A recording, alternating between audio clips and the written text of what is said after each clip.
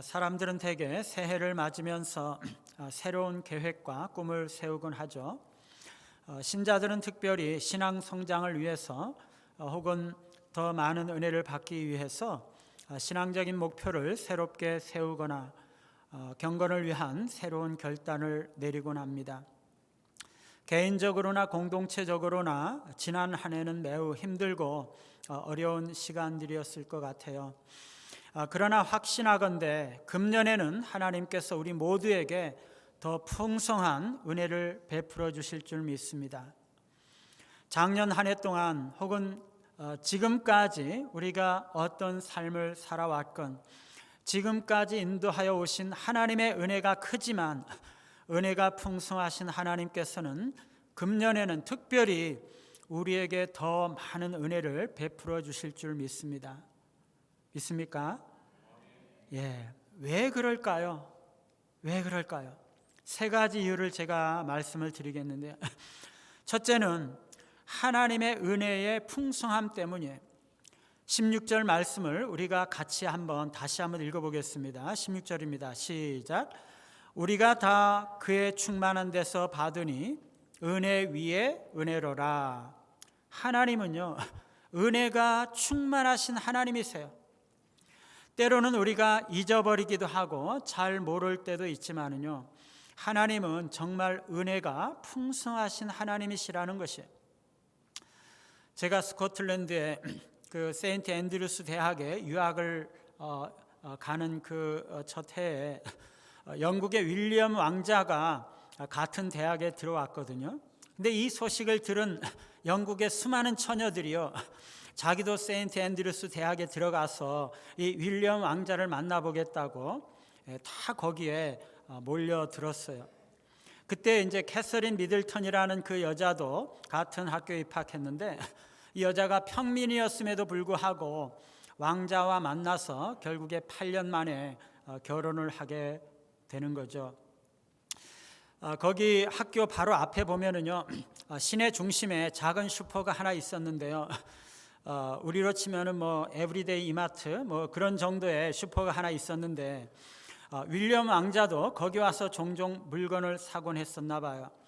함께 유학했던 한국 전도사님 한 분이요, 그 슈퍼에서 물건을 사고 나오려는데 왕자가 문을 열어주었다고 그렇게 좋아하면서 침을 튀기면서 자랑을 하더라고요. 이 영국 사람들은 친절하기 때문에 자기가 들어가려고 하다가도 누가 이렇게 나오면은 문을 열어주고 먼저 이렇게 나오시게 하고 그 다음에 들어가거든요.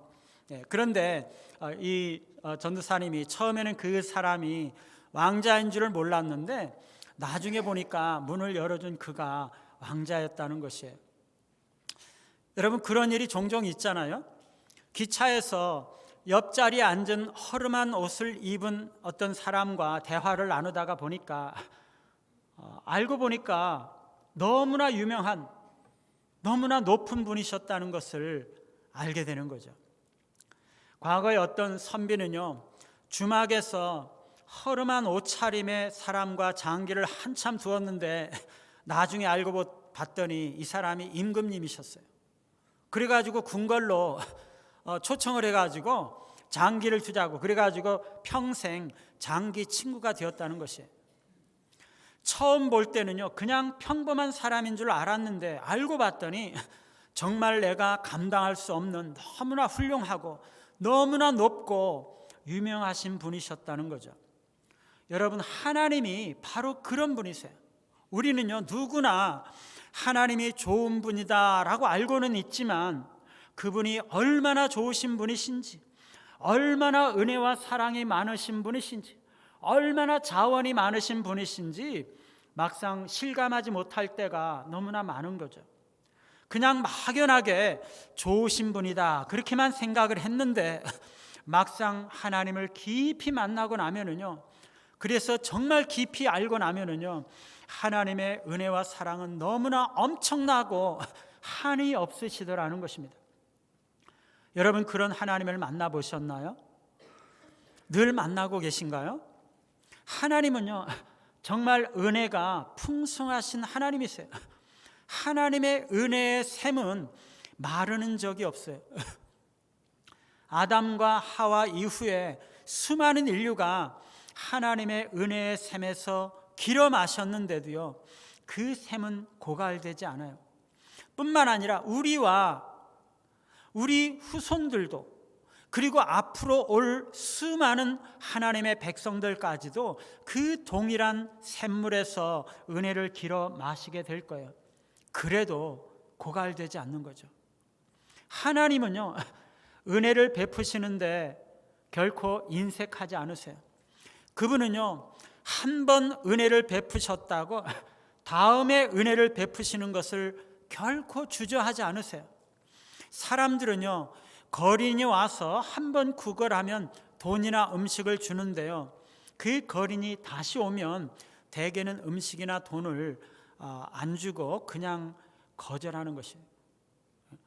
저만 그러죠. 여러분들은 마음씨가 좋으셔서 계속 줄 것이라고 좀 믿어요. 근데 보통 사람들은 안 그렇거든요. 아니, 아침에 와서 구걸했으면 됐지 어떻게 오후에 또 오냐, 그러면서 거절하는 거죠. 그 다음 날이나 며칠 있다가 와도요, 줄까 말까 그러는 거죠. 그런데요, 하나님은 그렇지 않으세요. 하나님은요, 결코 거절하지 않으십니다. 아침에 와서 탄원하면 은혜를 주시거든요. 조금 있다가 와서 다시 탄원하면 또 은혜를 주세요. 저녁에 와서 기도하면 또 은혜를 주시는 거죠. 여러분, 교회에서요, 종종 노숙자들을 위해서 식사를 제공을 하거나 이렇게 용돈을 주는 그런 일들이 있잖아요. 노숙자들이 너무 많이 오기 때문에 줄을 세워요. 쭉 늘어지게 교회 문 앞에서부터 저 멀리까지 이렇게 줄을 세우죠. 100m, 200m, 심지어 혹은 그것보다 더 길게 줄을 세웁니다. 줄을 세우는 이유가 뭐죠? 질서를 지키려는 것도 있어요. 그런데 더 큰 목적은 뭡니까? 한 사람이 2번 받아갈까 봐. 한 번만 받으면 됐지 왜 또 받느냐는 거죠. 당신한테 2번 줄 것 같으면 차라리 한 번은 다른 사람에게 주겠다는 것입니다. 왜 그렇게 합니까? 자원이 많지 않기 때문에 그래요. 교회가 가진 자원이 한계가 있는데 한 사람만 많이 가져가게 되면 다른 사람들을 도와줄 수 없으니까 한 번 주면은 다시는 못 주겠다는 거죠. 그런데 하나님은요, 그렇지 않으세요. 하나님은요, 가진 것이 무한하시기 때문에 한 사람이 얼마나 많은 은혜를 받든지 그것 때문에 다른 사람들에게 은혜를 베풀 때 인색하게 하신다든가, 그게 고갈이 되시는 법이 없으세요. 우리가 얼마나 은혜를 많이 받든지 또 달라고 그러면 얼마든지 은혜를 베풀어 주시는 하나님이시라는 거죠. 하나님은요, 우리뿐만 아니라 은혜 받기를 사모하는 모든 사람들, 원하는 모든 사람들에게 다 은혜를 베풀어 주실 수 있으신 분이신 거죠. 왜요? 그분은 자원이 무한하신 분이시고 자비가 풍성하신 분이시기 때문에 그래요. 그분은요, 바다 같으신 분이시죠. 바다 같으신 분이세요. 우리가 아무리 은혜의 바다에서 기려다가 마셔도요, 결코 고갈되지 않는 것이죠. 온 인류가 거기서 다 퍼마셔도 결코 고갈될 수가 없어요. 앞으로 올 수많은 세대의 모든 사람들이 다 퍼마셔도 하나님의 은혜의 바다는 결코 고갈될 수가 없어요. 하나님은요, 바다가 아니라 우주보다도 더 크신 분이시죠.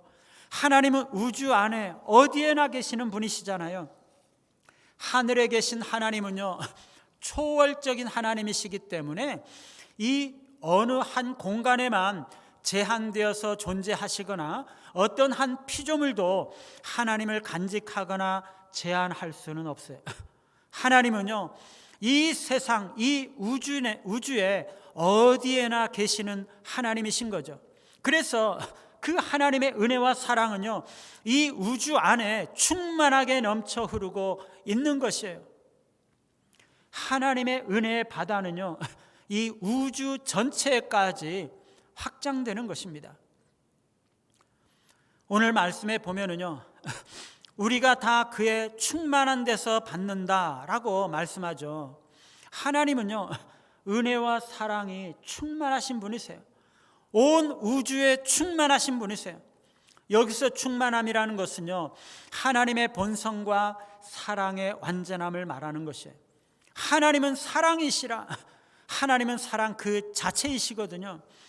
그 사랑은 끊임없이 우리에게 은혜를 베푸시고 부어주시는 것이에요. 심지어 우리가 죄인 되었을 때에도 우리를 사랑하시고 우리의 은혜를 베풀어 주시는 것이에요.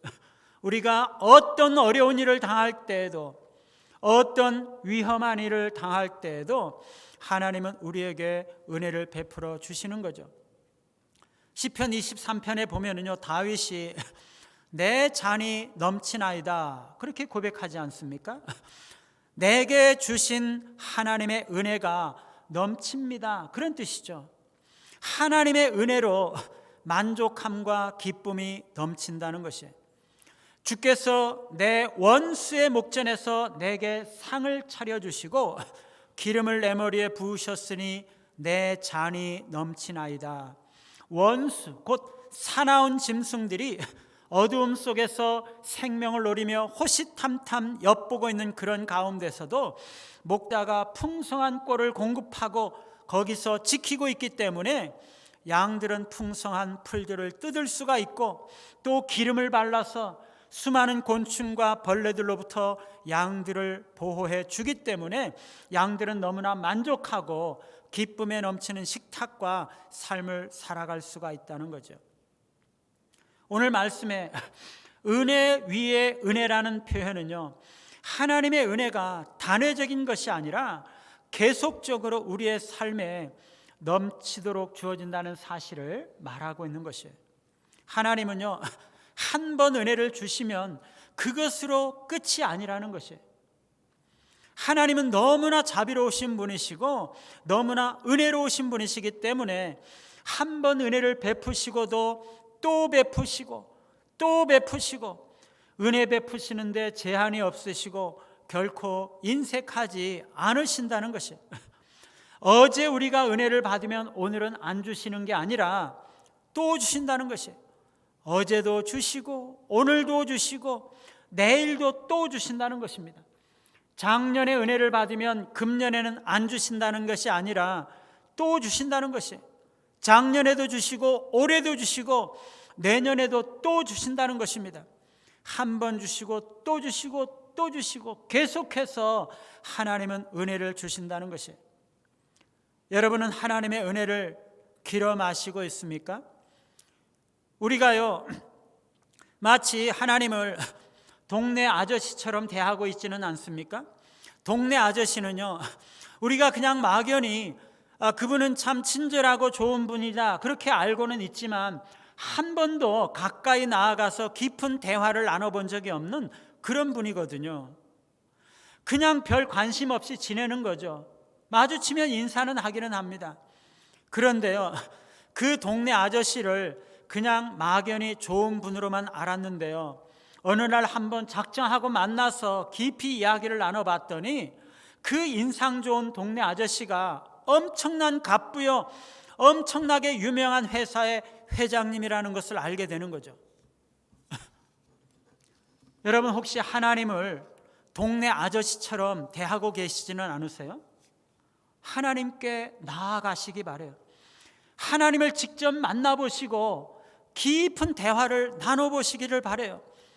우리는요, 단지 하나님께 나아가서 대화하고 교제하고 그렇게 하면서 하나님이 너무나 풍성하신 은혜를 가지신 분이시고 단지 요청하기만 하면 은혜를 한없이 부어주시고 공급해 주실 준비가 되어 있으신 분이시라는 것을 알아야 하는 것입니다. 하나님 앞에 나아가지 않으면서, 기도의 자리에 나아가지 않고 간절히 하나님께 구하지 않으면서 왜 나에게는 은혜가 주어지지 않나? 그러고 있으면 안 되는 거죠. 지난 송구영신 예배 때 제가 말씀을 드렸어요. 너희는 이전 일을 기억하지 말며 옛날 일을 생각하지 말라. 보라, 내가 새 일을 행하리니 이제 나타낼 것이라. 하나님이요, 왜 이전 일을 기억하지 말고 옛날 일을 생각하지 말라고 그러신다고요?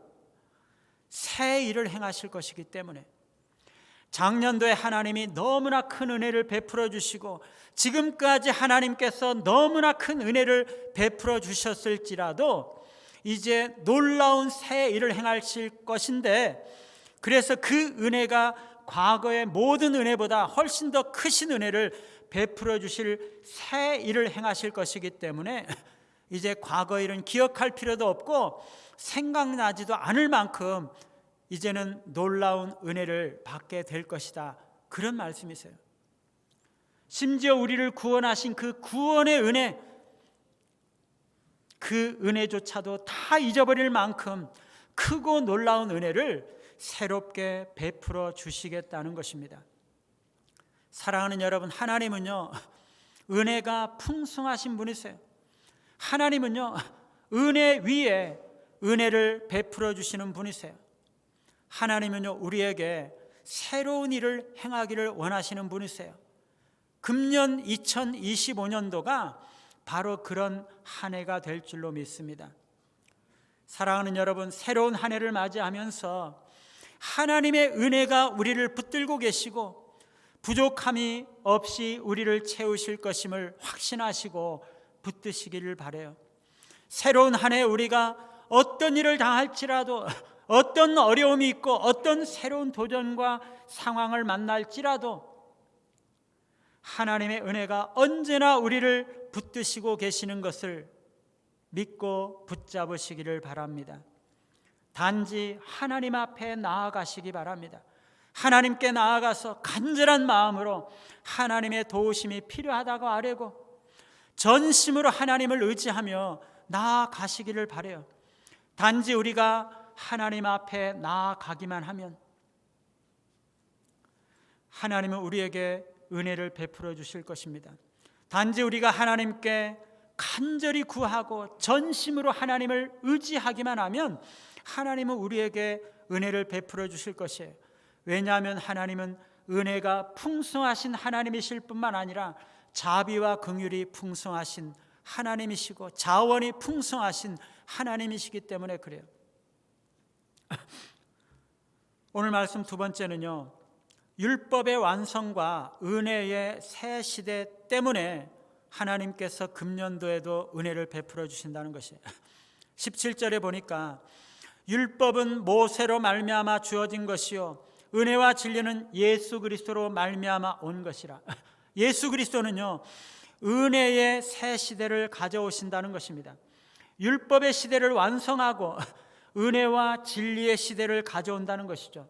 그래서 하나님의 풍성한 은혜는요, 예수 그리스도를 통해서 이어진다는 것입니다. 우리의 죄를 대신 지신 예수 그리스도의 십자가에서 나타난 구원의 은혜는 그 하나님의 은혜의 풍성함의 절정을 보여주는 거죠. 그리스도의 십자가는요, 하나님의 원수된 죄인들, 영원히 죽을 수밖에 없는 죄인들을 위하여 그리스도께서 스스로 자신을 희생하심으로써 그들을 자녀 삼으시는 하나님의 놀라운 은혜와 사랑을 보이시는 거죠. 십자가를 통해서 유대인과 이방인, 종과 자유인, 남자와 여자의 구분이 없이 누구나 다 하나님 앞에서 똑같이 은혜 받고 똑같이 하나님의 자녀가 되고 하나가 되는 것입니다. 뿐만 아니라 십자가는요, 단순한 죄의 용서를 넘어서 영원한 생명을 얻고 하나님의 자녀가 되는 특권을 받는 은혜가 주어지는 거죠. 이 십자가에 나타난 하나님의 은혜는요, 무한하신 것입니다. 영원하신 거죠. 아무런 조건이 없는 은혜와 사랑인 것입니다. 결코 실패나 변함이 없는 사랑과 은혜를 그리스도의 십자가에서 베풀어 주시는 거죠. 어떻게 하면 이런 은혜가 주어집니까? 율법의 시대가 지나야 은혜의 시대가 온다는 것이에요. 십자가 고난을 지나야 부활의 때가 온다는 거죠. 비가 온 뒤에 더 땅이 굳어지는 것입니다. 우리가 고난과 시련의 시간들을 지나왔다면 금년에는 특별히 은혜와 진리의 때가 주어질 것임을 우리는 믿기 때문인 것입니다. 모세로 인해서 주어진 율법은요, 하나님의 완전한 의의 기준이고 하나님의 거룩하심을 나타냅니다. 율법은 본래 그래서 선한 것이지만 인간의 타락으로 인해서 세 가지 부정적인 역할을 해요. 첫째는 율법은요, 죄로 인해서 율법을 지킬 수 없는 인간들에게 멍해와 속박의 역할을 하게 됩니다. 아무도 율법의 요구를 충족할 수 없기 때문에 율법은 인간의 한계를 깨닫게 하고 인간의 무거운 짐이 되는 것이죠. 율법은 더 이상 그래서 인간에게 자유를 주지 못하고 속박이 되는 것입니다. 두 번째, 율법은요 또한 범죄와 더러운 양심을 가진 자들에게 정죄하는 역할을 하죠. 율법은 인간의 숨겨진 죄들을 드러내고 더러운 양심을 고발합니다. 인간은 죄로 인해서 하나님의 심판을 두려워하고 죄책감과 도덕적인 무능력감을 느끼게 되고 끊임없는 정죄감에 매여서 살아가는 거죠. 세 번째는요, 이러한 율법의 정죄는 인간을 하나님의 심판 아래 두며 궁극적으로는 죄의 결과로 사망을 선고할 뿐만 아니라 죄인을 절망으로 몰아넣는 거죠. 그래서 죄인을 하나님의 거룩하심으로부터 소외시키고 하나님과의 관계를 단절시키고 하나님께 나아갈 수 없는 두려움 속에서 지내게 만드는 것입니다. 율법은요, 끊임없이 우리를 얽어매고 우리를 정죄하고 죄책감과 절망감에 빠지게 만드는 거죠. 그런데 예수 그리스도께서는요, 율법의 모든 의의 요구들을 자신의 삶과 죽음을 통해서 충족시키시고 율법을 완성하시고 은혜와 진리의 새 시대를 여시고 우리를 멍해와 속박으로부터 해방시키신 것입니다. 그래서 우리를 율법의 정죄에서부터 해방하시고 은혜 아래 살게 하시는 거죠. 예수 그리스도께서 우리를 대신해서 형벌을 받으시고 심판을 받으셨기 때문에 우리의 모든 죄를 씻으시고 죄책감과 정죄감으로부터 우리를 해방하셨습니다. 뿐만 아니라 우리를 하나 되게 하시고 하나님과 화목하게 하셨기 때문에 우리는 하나님께 가까이 나아가 하나님과 친밀하게 교제할 수가 있는 거죠. 우리가 은혜와 진리의 시대를 맞기 위해서는요, 율법의 정죄와 멍해가 깨져야 하는 것이에요. 우리를 얽어매고 있는 그 율법의 멍해와 속박에서부터 벗어나야 되는 것이에요. 사랑하는 여러분, 우리의 신앙이 왜 성장하지 못하고 우리의 영혼이 왜 앞으로 나아가지 못하고 늘 제자리에 머물러 있는 것처럼 보일까요? 우리를 얽어매고 속박함으로써 앞으로 나아가지 못하게 만드는 멍해와 올무들에 얽매여 있기 때문이에요. 앞으로 나아가고 싶어도 뒤에서 우리를 끊임없이 끌어당기는 쇠사슬이 우리를 족쇄로 얽어매고 있기 때문인 거죠. 그런 올무와 멍해가 깨져야 하는 것입니다. 우리가 연약함으로 인해서 실수와 실패, 범죄할 때 원수가 끊임없이 정죄하고 비난하고 조롱합니다. 그러면 우리는 정죄감과 죄책감, 실패감에 의해서 붙들린 채 앞으로 나아가지 못하게 되는 것이에요. 그래서 끊임없이 좌절하고 두려움 속에서 헤어나지 못하게 되는 거죠. 여러분, 거기서부터 벗어나야 되는 것입니다. 원수의 올무와 정죄에서부터 벗어나야 하는 것이에요. 사랑하는 여러분, 우리가 어떻게 이런 올무와 멍에서부터 벗어나고 자유를 회복하고 은혜와 진리의 시대를 맞이할 수 있을까요? 은혜의 시대는요, 예수 그리스도의 십자가에서부터 오는 것이에요. 우리가 다시 십자가에 나아가야 되는 것이에요. 십자가에서 그리스도를 만나야 되는 것입니다. 우리가 십자가 앞에 다시 나아가서 우리 죄를 용서하신 그리스도를 다시 만나고 우리에게 은혜를 베풀어 주신 하나님의 은혜가 얼마나 놀라운 것인지를 다시 한번 깨닫고 고백해야 하는 것입니다. 십자가를 경험하고 십자가를 실천해야 되는 것이에요. 우리가 다시 한번 십자가 앞에 나아가서 내가 죄인입니다 고백하고 내가 무조건적으로 용서와 사랑을 받은 대로 우리가 무조건적으로 서로를 용서하고 그리스도께서 피 흘리심으로 우리를 하나 되게 하신 것을 회복할 때 우리를 앞으로 나아가지 못하게 만들었던 모든 멍에들, 족쇄들, 올무들, 거침돌들이 다 깨뜨려지고 새로운 하나님의 은혜 앞으로 달려나갈 수 있게 되는 것입니다.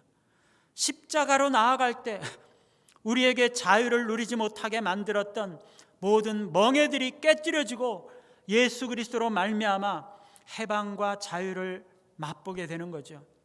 사랑하는 여러분, 예수 그리스도께서 은혜와 진리의 새로운 시대를 여셨음을 기억하시기 바라요. 그리스도께서 가져오신 새로운 시대는 율법의 시대를 완성하고 종결함으로써 모든 멍에를 깨뜨리신 것이에요. 우리가 예수 그리스도에게로 나아가기만 한다면 새로운 시대로 들어갈 수가 있어요. 2025년도가 새로운 은혜의 시대가 되기를 바랍니다. 2024년도에 그리고 지난 세월 동안 우리에게 율법과 멍의 시대였다면 우리가 2025년도 새해를 맞이하면서 그리스도의 십자가를 경험함으로 새로운 은혜가 주어질 것을 기대할 수가 있는 것입니다. 세 번째는요, 풍성한 하나님의 은혜가 우리를 변화시키시기 때문에 우리가 새로운 시대로 들어간다는 것은요, 우리가 변화된다는 것입니다. 우리가 변화된다는 것은 우리가 하나님의 은혜를 입는다는 거죠. 이것보다 더 큰 은혜와 축복이 어디 있겠어요? 하나님의 은혜는요, 단순히 우리의 죄를 용서하는 데 그치는 것이 아니라 우리의 인격을 변화시키고 우리의 인간 관계를 변화시키고 우리의 삶 전체를 변화시키신다는 것이, 풍성한 하나님의 은혜는요, 우리의 내적인 상태와 외적인 삶 모두를 변화시키는 것입니다. 그래서 우리를 새로운 사람이 되게 하고 우리 공동체를 새로운 공동체, 은혜와 진리가 충만하게 흘러넘치는 사랑의 공동체가 되게 만드는 것이에요. 이게 얼마나 놀라운 은혜요 하나님의 축복이겠습니까? 이를 위해서는요, 세 가지 과정이 필요한데요. 먼저 어둠과 오해가 제거되고 진리가 바르게 세워져야 하는 것입니다. 많은 경우에 사탄의 멍에 매여 있는 중요한 이유 중에 하나는요, 원수 마귀의 기만에 속아서 진실을 바르게 보지 못하기 때문이에요. 사탄은요, 불신자들의 마음을 혼미케 해서 복음의 빛을 비추지 못하도록 하는 거죠. 우리 그리스도인들도 기만을 당할 수가 있어요. 그렇기 때문에 내 생각, 내 주장, 내 관점을 내려놓고 하나님의 관점과 바른 시각이 정립되고 진리가 회복되도록 해야 되는 것이에요. 고집은요, 자기 의존과 자기 주장, 교만에서 나오는 것인데 자신의 생각이 옳다고 주장하고 자신의 방식대로 행하고자 하는 거죠. 그런데 은혜는요, 자신의 연약함을 깨닫게 하고 고집을 깨뜨리고 겸손한 마음으로 하나님께 나아가게 만드는 것입니다. 무지로 인해서도 오해받을 수 있어요. 오해될 수 있어요. 무지는요, 영적인 현실을 알지 못하고 하나님의 뜻이 무엇인지를 보지 못하게 하는 거죠. 그래서 잘못된 생각, 잘못된 신념을 가지고 자신을 합리화하면서 오히려 하나님의 진리를 따라 행하는 사람들을 비난할 수가 있어요. 하나님의 은혜는요, 우리의 눈을 열어서 진리와 진실이 무엇인지를 보게 하는 것입니다. 그러므로 우리의 삶의 방향성을 바르게 돌이키게 하는 거죠. 두 번째로는요, 용서와 화해를 통해서 관계를 회복해야 되는 것이, 상처는요, 우리를 계속 과거로 붙들어 매게 하고 다른 사람을 비난함으로써 공동체 안에서의 관계를 허물게 만듭니다. 그러나 은혜의 역사는요, 상처를 치유하고 새로운 소망을 주고 관계를 회복하고 공동체를 새롭게 건설하게 만드는 것입니다. 용서하지 못하는 마음은 우리의 영혼을 과거에 매이게 하고 원수의 올무에 매이게 하는 결정적인 역할을 하는 것입니다. 그러나 다시 한번 십자가를 직면하고 내 죄가 예수님을 십자가에 못 박았다는 사실을 기억하고 회개하는 마음으로 하나님 앞에 나아갈 때 하나님의 은혜는 우리가 다른 사람들을 용서하고 용납할 수 있도록 도와주는 거죠. 하나님의 은혜는요, 그래서 깨어진 관계를 회복합니다. 궁극적으로, 세 번째로, 궁극적으로 우리가 영적 성장과 성숙을 이루어야 하는 것입니다. 영적으로 성숙하지 못할 때 남을 비난하고 분열과 갈등이 일어날 수 있어요. 그러면 앞으로 하나가 될 수 없고 앞으로 나아갈 수가 없는 거죠. 그러나 은혜는요, 우리의 부족함을 채우고 하나님의 성품을 닮아가도록 이끕니다. 우리가 성숙해지고 그리스도의 사랑으로 하나 될 때 하나님의 은혜가 충만하게 넘치게 될 것입니다. 하나님은요, 은혜가 풍성하신 하나님이세요. 그분은 은혜 위에 은혜를 베푸시는 하나님이십니다. 풍성하신 하나님의 은혜는 그리스도의 십자가에서 절정을 이루고 있습니다. 십자가는 율법의 멍에를 깨뜨리고 정죄와 절망감에서 해방을 가져옵니다. 하나님의 시각으로 다시 한번 바라보시고 그리스도의 십자가를 직면하고 우리 자신이 영적인 성장을 이룰 때 우리는 풍성한 하나님의 은혜를 경험하게 되는 것이에요. 새해를 맞이하면서 하나님의 은혜가 우리의 삶을 채우고 넘치시는 우리 모두가 되시기를 간절히 바랍니다.